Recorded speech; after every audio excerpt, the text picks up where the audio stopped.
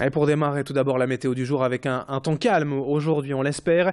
Un temps sec en tout cas, quelques nuages certes, mais aussi de très belles éclaircies de soleil d'abord en matinée. Et des perturbations d'ailleurs plus présentes cet après-midi.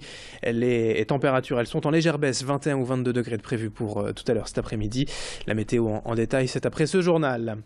Tout d'abord, on revient sur la colère actuelle des agriculteurs français. Beaucoup de manifestations hier en France et de perturbations sur les routes de l'agglomération lilloise, notamment dans le secteur de l'A1, mais aussi de l'A23, de l'A27 et des périphériques lillois. Les blocages ont été levés assez tôt hier dans la journée, mais il a fallu du temps aux services techniques pour déblayer, nettoyer les chaussées. Aujourd'hui, rien de prévu pour l'instant dans la région. Les agriculteurs ont été entendus par le gouvernement et par François Hollande qui avait promis un plan d'urgence dès mardi. Hier, le ministre de l'Agriculture, Stéphane Le Foll, a donc présenté 24 mesures et une enveloppe exceptionnelle de 600 millions d'euros pour soutenir le monde agricole. Pour rappel, les éleveurs bovins et producteurs de lait, et notamment, disent ne plus supporter la baisse des prix de leur production et dans le même temps leurs charges toujours plus élevées.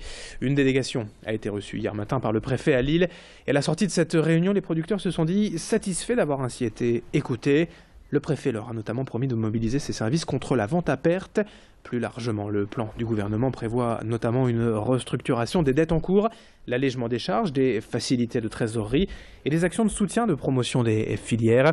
Un plan salué globalement par les syndicats, même si la FNSE a demandé plus. Cédille Gunaï était hier matin à la préfecture aux côtés des responsables syndicaux qui reviennent justement sur cette réunion. Avec le préfet, sur notamment la surveillance auprès de la grande distribution, on a eu une écoute. Alors je ne peux pas dire, il est sensible et il demande à ses directions de faire preuve d'autorité, notamment quand il s'agit de vente manifestement de produits à perte.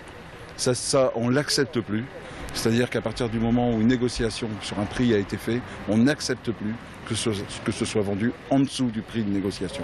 La perte ne doit plus, la vente à perte, pour moi, est interdite et on ne doit plus en trouver nulle part. Dans cette édition, quelques images aussi pour évoquer ce projet de ruche mis en place par EDF à Marcq-en-Barœul.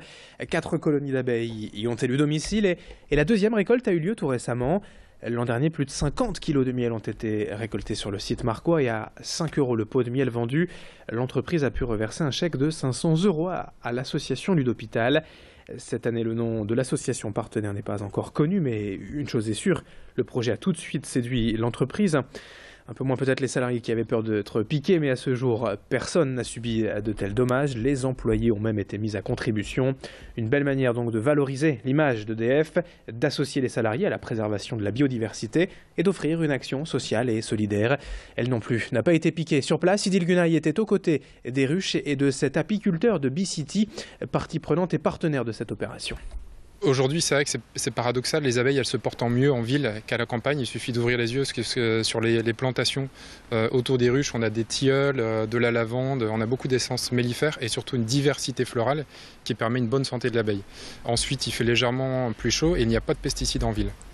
Pour travailler dans les entreprises, on travaille aussi avec une espèce d'abeille qui est vraiment reconnue pour sa douceur et avec laquelle on peut effectuer pas mal d'animations et d'ouverture de ruches en présence des collaborateurs d'entreprise. C'est la race Buckfast. L'abeille Buckfast est plus dorée que l'abeille noire, on va dire un peu plus sauvage de nos régions. L'info à Lille et en images au cœur de cet été, c'est un peu de détente bien sûr et une bonne idée surtout en cas de mauvais temps.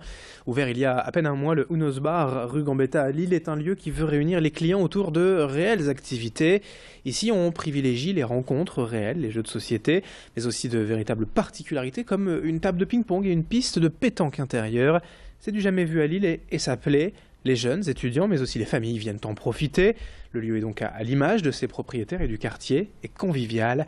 Leur projet aussi, c'est de développer les partenariats avec les bars aux alentours pour créer des événements, amener des expos dans tous ces lieux. Explication avec l'un des propriétaires et gérant du bar au micro de Xavier Silly. Pour l'instant, on va dire, laisser juste le concept en tant que tel faire vivre le bar, mais on va essayer de le faire vivre un peu différemment par la suite, surtout à la rentrée. On s'est laissé l'été pour se mettre en place, pour connaître notre lieu, notre clientèle, et puis dans l'idée de faire des petites expositions, des compétitions de ping-pong, de pétanque, même de jeux de société, même pourquoi pas avec d'autres bars. On en a déjà discuté un petit peu avec d'autres patrons de bars. Ils seraient chauds pour par exemple faire des tournois de belote ou ce genre de choses, voir après ce qui est possible. Mais ouais, bien sûr, essayer de le faire vivre, ouais, différemment. Et c'est la fin de ce journal. Dans un instant, à suivre votre météo et l'infotrafic sur Grand Lille TV. Merci à toutes et à tous de votre fidélité.